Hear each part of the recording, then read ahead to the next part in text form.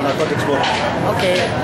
Hello viewers, welcome again to this introducing about the National Narcotic Institution body. So we would like to hear about some advice about narcotic. It's very dangerous for the people, but not domestically, but for international purpose. Maybe Mr. Manavi, you can give some statements. The current situation of the narcotics in Indonesia is now lead by the syndicate from Iran, from Afghanistan, from Pakistan, from China. Right. Yeah. And then according to the study conducted by BNN and the University of Indonesia, the prevalence figures for the narcotic abuse in Indonesia now already reached 3.8 million from the total population of the Indonesian people. If we do not conduct comprehensive prevention efforts, then there will be 5.1 million reached in the year 2015.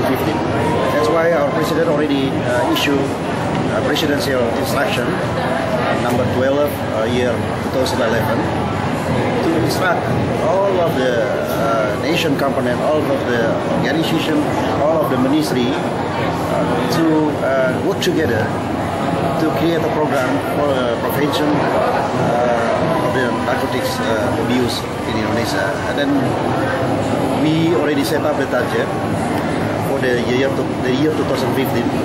We would like to see that the drugs prevalence in Indonesia will be reduced. Oh, that's great. So that's why I will make an effort, and then our focus for the next 5 years ahead is we'd like to focus on the schools, university, at the workplace, even for the government, even for the private workplace. That's why our target. The event like this is very important because this is one of the activity created by the social community. In this case, is the art and social community, especially from the North Sulawesi. So that's why the BNN is fully support these activities like this, because we can use this activity as the medium to communicate. We feel with the content of the campaign of the anti-drugs abuse. That's why we believe that through the social community activity like this, we can just reach out our hand, because we cannot work alone. We need support from the social community also. Yeah, you need about the social components and join about it. Right. Right. So one more thing, probably you want to give some short statement, not only domestically, but maybe it's international consumption about your efforts. This is a great job. So I think United Nations Office on Drugs and Crime already set up a target, but all of the syndicate will give the penalty, or like that penalty. But for the victim, we will cure them. We'll put them in a rehabilitation facility. But I would like to appeal to all citizens that we need to beware, beware our environment, because the narcotics impact is a very negative impact, not only for the people who use the drugs, but also for the family, also for the other person. The people surrounding the family. That's why we need to be careful, we need to beware, we need to manage our environment very well. So by doing this, we hope that the civic awareness of the people will be increased, and after that there will be a strong commitment to review all of the kind of drug abuse. It's very dangerous for the world, not only for the sexual. Right. Thank you, Mr. I'm glad to say thank you again, and then I think international people would like to see, not only here, but we have given some advice to all citizens in the world. Thank you. This is from Tabloid Dakwinapa and National Media.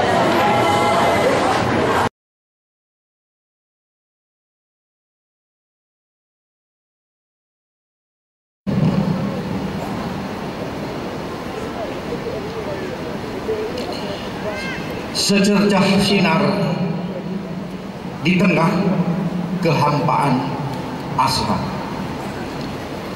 Buah karya Benny Mamoto. Di suatu sore di penghujung bulan Februari tahun Kabisat 2012, Aku duduk di teras rumahku di kompleks Pak Dior, Tompaso.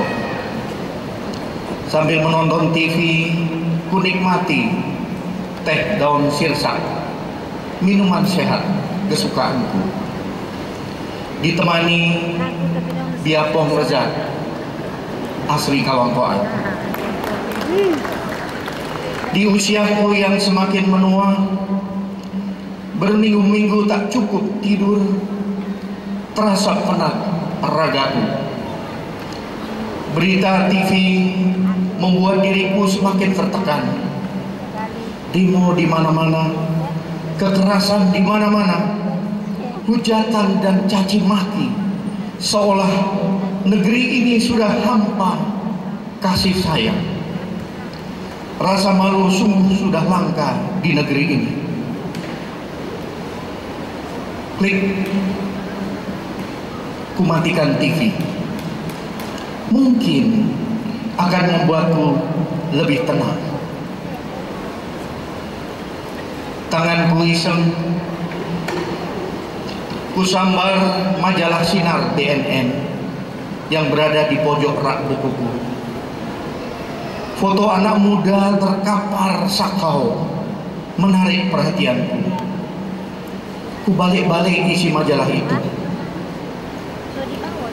3,8 juta anak bangsa jadi korban narkoba.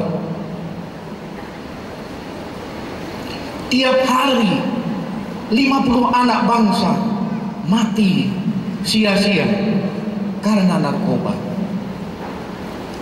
50 triliun rupiah kerugian tiap tahun karena narkoba. Jumlah itu tahun demi tahun terus meningkat. Oh, sungguh serius, menyeramkan, mengerikan ancaman bangsa ini. Pikiranku menerawang jauh. Mengapa ini semua terjadi? Mengapa bangsa ini seolah membiarkan jutaan anak bangsa mati sia-sia? Mengapa bangsa ini seolah membiarkan masa depannya dihancurkan oleh sindikat narkoba? Tidak, tidak, tidak bisa. Aku harus melawan. Kita harus melawan. Tiba-tiba adrenalinku masuk, semangatku terbakar membara. Aku tidak sabar lagi untuk memburu para bandar narkoba, sang pembunuh anak bangsa. Ku ingin segera antarkan mereka ke depan regu tembak untuk eksekusi hukuman mati. Di tengah gejolak emosiku, sejenak aku tersadar, apakah aku bisa jalan sendiri? Apakah dengan eksekusi hukuman mati narkoba akan hilang?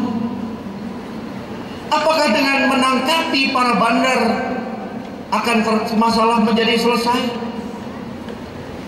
Apakah korban-korban narkoba akan sembuh dengan sendirinya? Otakku semakin kusut. Begitu kompleks masalah narkoba ini. Aku butuh kawan. Aku butuh mereka yang peduli akan nasib bangsa ini. Kebersamaan, kepedulian, sentuhan kasih sayang dibutuhkan. Dengan kebersamaan kita bangun kekuatan untuk melawan. Tak terasa malam mulai merayap. Hawa dingin terasa menusuk sumsum. Tulangku yang semakin tua.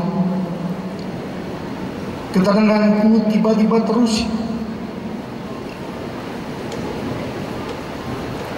Canda tawa anak-anak di sanggarku, Pak Dior, mengundangku untuk sapa mereka. Alunan merdu musik lintang melantunkan lagu O Minahasa.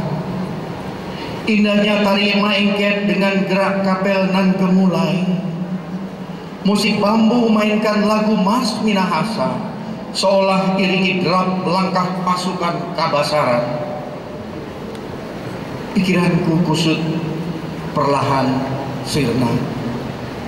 Di saat tenang pikirku, raga ini seolah menuntut. Saatnya kepenatan perlahan dilepaskan, saatnya batin ini dibeningkan, saatnya jantung ini dibiarkan berdetak tenang. Di tengah tidurku, aku terbawa mimpi. Kulihat anak-anak muda tertawa riang sambil berolahraga. Kulihat anak-anak muda sukaria sambil main dan bernyanyi serta menari. Di dalam diri mereka terbangun karakter yang kuat. Narkoba tak mampu untuk sentuh mereka. Merekalah masa depan bangsa. Merekalah pewaris dan penerus budaya tradisional kita. Jati diri bangsa tercermin dalam diri mereka. Masa depan yang cerah ada di tangannya. Bunyi kokok ayam pelung membangunkan tidurku. Mimpi indah membuatku optimis akan masa depan bangsa tercinta ini. Ku ingin wujudkan mimpi itu, membangun jati diri, membangun karakter bangsa. Hai para seniman, hai bangsaku tercinta, kita belum terlambat bertindak. Mari kita rapatkan barisan untuk menyatakan perang terhadap narkoba. Harapan kemenangan masih ada. Secercah sinar masih ada di tengah hampanya asa. Pada hari ini, di tempat ini, mari kita kumandangkan deklarasi seniman anti narkoba. Mari wujudkan cita kita, Indonesia negeri bebas narkoba. Pak Dior Tombaso, 29 Februari 2012.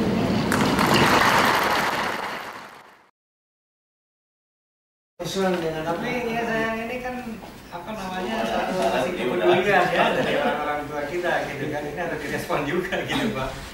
Ya Pak, jadi ya saya kira sebagai waktu yang Bapak berikan kepada kami tim ini, kami akan susun nanti dengan surat resmi. Karena ini kan baru sounding Pak ya. Jadi kerinduan kami itu bahwa bukan karena ada keluarga kami yang terkena itu, tapi memang betul. Jadi ya kami sangat prihatin, terutama sekarang dari 3 pihak ini terlibat, baik sekolah maupun persekutuan daripada orang-orang tua, dan juga dari satu tabloid yang cukup didukung oleh Pak Benny Mamoto, dan mungkin Pak Benny Kengker juga. Jadi ya ini kita akan mencoba mulai pelan-pelan Pak, secara sektoral, kasih barang dulu. Nanti kalau dari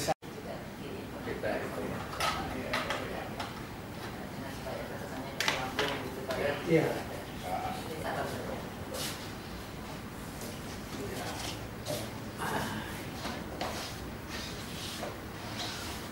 Mudah sekali ingat Bapak. Iya.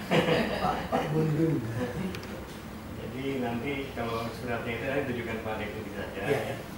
Aktivitas yang selama ini dilakukan gitu Pak ya. Iya. Dan kerjasama itu mau kerjasama di bidang apa kan dengan kita kan gitu aja. Jadi biar ada arah dari Pak itu saja. Karena kita ini PKBK ini adalah kumpulan keluarga besar Kawanua yang ada di Bekasi, khususnya Bekasi Kota itu kita kan mencar sampai di seluruh kota Bekasi itu ada. Oh, iya. Memang cukup banyak gitu ya. Cukup banyak. Jadi, Sudah pasti anaknya banyak.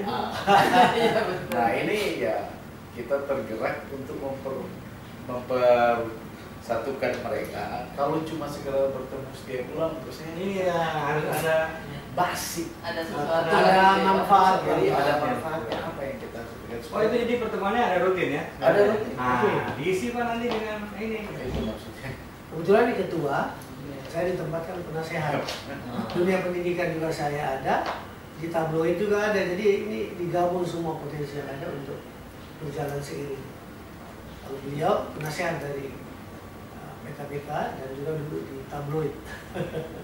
Jadi ada pertemuan tuh nanti ada manfaatnya Pak. Manfaatnya itu. Sambil kita bisa ketemu tapi kan ada yang sesuatu yang bisa dibawa kan gitu kan. Betul. Minimal Banyak, ada banyak pengetahuan kan gitu. Banyak juga kan keluarga itu ada anaknya kena malah disembunyikan kan. Iya, iya. Dia Karena malu, orang tuanya malu, dia sembunyikan. Nah, yang begini-begini nih yang bahaya sebenarnya.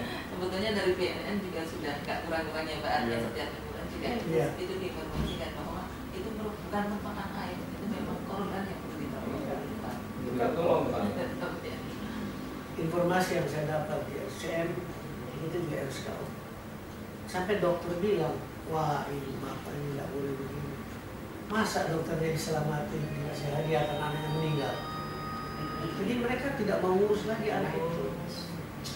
Dari sekian banyak orang tua memang sudah mengasingkan dibiarin, waduh, sudah ditanya. Saya lihat senior saya tuh anaknya kasihan. Pas dia pensiun akhirnya habis kemarin untuk belain anaknya tuh. Tapi itu juga sudah dianggap sembuh sekian lama bisa kambuh lagi pas dia ketemu Bisa ketemu dengan anaknya kambuh lagi. Ketika dia kembali ke ruangannya, itu pun juga itu menjadi pencetus juga Pak, ingat gitu, ingat waktu dia mungkin menggunakan apa. Ya, kita juga mengisi dengan spiritual. Ya. Spiritual itu harus spiritual itu. Makanya katanya ada cerita itu, padahal itu mantan gubernur Pak. Jadi anaknya diumpetkan juga Pak. Nah, karena dia malu kan, takut. Padahal dari segi Jadi finansial saya dia mampu akui kan, sih. dari kewenangan dia bisa nitip untuk direhab gitu Pak. Tapi kan saya- dia nggak mau. Aku si Rano Karno dia berani tampil. Oh, iya. Padahal itu kan Terus anak Silowis dia angkat tampil, boleh ya. dikatakan. Iya. Tapi dia berani tampil. Luar biasa. Kalau ada keluarga yang tahu situasi anak itu baru menyadari.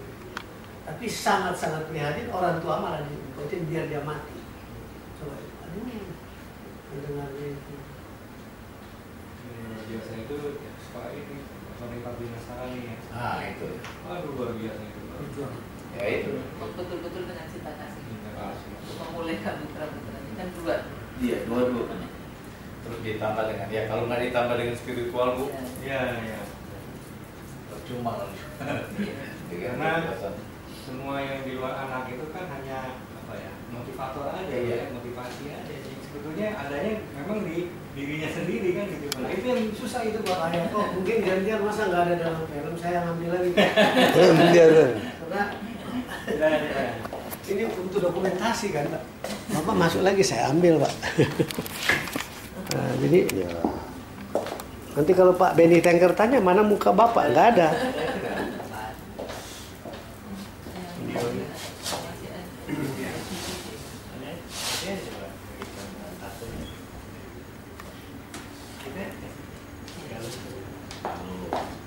Pak Bin ini mulai dari zaman kita jadi sebelum Ya. Mataram udah jadi wartawan. Coba di antara terakhir ya. Saya di Indonesian First Photo Service. Zamannya menteri 100 menteri waktu zaman Bung Karno, Nyong Umbas, jadi menteri muda. Dialah